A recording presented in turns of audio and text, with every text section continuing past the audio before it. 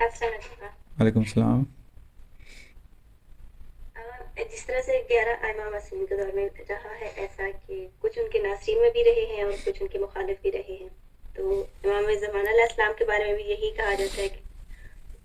ان کا ظہور تب تک نہیں ہوگا کہ جب تک لوگ آمادہ نہیں ہوں گے۔ ان کے دور میں بھی یعنی کہ یہ بات ایک جو رکھی گئی ہے کہ یہی ہے کہ ان کے ناصرین بھی جب تک نہیں بن جاتے ان کا ظہور نہیں ہوگا، تو پھر اس دور میں بھی تو ایسا ہی ہوگا نا، کچھ امام کے ماننے والے تھے کچھ نہیں تھے، تو پھر غیبت میں امام کا جانا اور اتنا غیبت کا تو نہیں ہو جانا کہ ابھی اسی ٹائم تک ہی رکی ہوئی ہے کہ جب تک ناصرین نہیں ہوں گے تب تک غیبت سے امام ظہور میں نہیں آئیں گے، تو جی جی ظاہر نہیں ہوں گے، تو جی جی اس میں بالکل غیبت کا کیا مطلب؟ جی۔ جو ظہور کا زمانہ ہے وہ غلبے کا زمانہ ہے، وہاں پر یہ نہیں ہے کہ باطل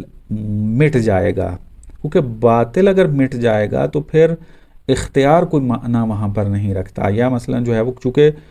ایک انسان ہے کہ جو شیطنت کے ساتھ رہنا چاہتا ہے اپنے اختیار کے ساتھ، خوب اگر اس کو زور زبردستی کر کے شیطنت سے ہٹایا جائے تو یہ اختیار کے منافی ہے،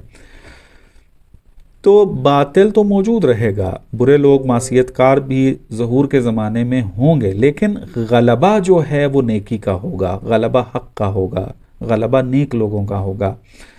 یہ جو ہے وہ قلت میں چلے جائیں گے،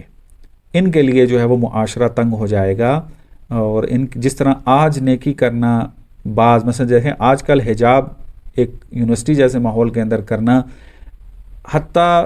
متدین ترین خواتین بھی جو ہیں وہ یونیورسٹی کے اندر جب جاتی ہیں تو وہ اس سوچ میں پڑ جاتی ہیں کہ کم از کم اس ٹائم کے اندر تو حجاب نہ کریں، تو ان کے لیے مشکل ہو جاتی ہے کہ اس نیکی اور اس حق اور اس فضیلت کے اوپر عمل پیرا ہوں، تو ظہور کے اندر ہر چیز الٹ چلے گی، باطل جو ہے وہ ڈرے گا، باطل جو ہے اس کو میدان نہیں ملے گا، باطل جو ہے جو مغلوب رہے گا، بل نیکی جو ہے وہ غلبہ حاصل جو ہے وہ کر لے گا۔ قرآن کے اندر بھی تعبیر جو ہے وہ غلبے کی آئی ہوئی ہے، یہ استعمال ہوا ہے، تو لہٰذا مخالفین کا وجود رکھنا ظہور کے اندر وہ منافات نہیں رکھتا، ظہور کے ساتھ بھی اور فلسفہ غیبت کے ساتھ بھی، جیسا کہ میں نے پہلے بیان کیا ہے کہ غیبت اپنا ظہور جو ہونا ہے، درست ہے کہ ناصرین کی ضرورت ہے، لیکن ناصرین بھی خاص، یہ نہیں ہے کہ خاص مقدار میں ناصر چونکہ نہیں ہے، امام نہیں آ رہے، جب وہ مل جائیں گے تو امام ظہور کر لیں گے، نہ، یہ ایک سکے کا رخ ہے۔ اہم ترین اس سے مطلب جو ہے جس کے اوپر میں نے 2 لیکچر کے اندر تفصیل سے گفتگو کی ہے، وہ یہ ہے کہ امت نے بننا ہے، آمادہ سازی، تیاری، ایک معاشرے نے تشکیل پانا ہے،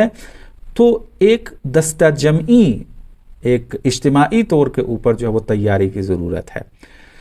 تو یہ معاشرہ جب اپنے آپ کو آمادہ اور تیار کر لے گا کہ میں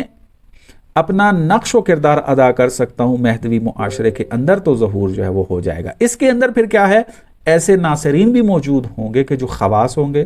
جو ڈائریکٹ امام کی جو ہے وہ دستے بازو بنیں گے،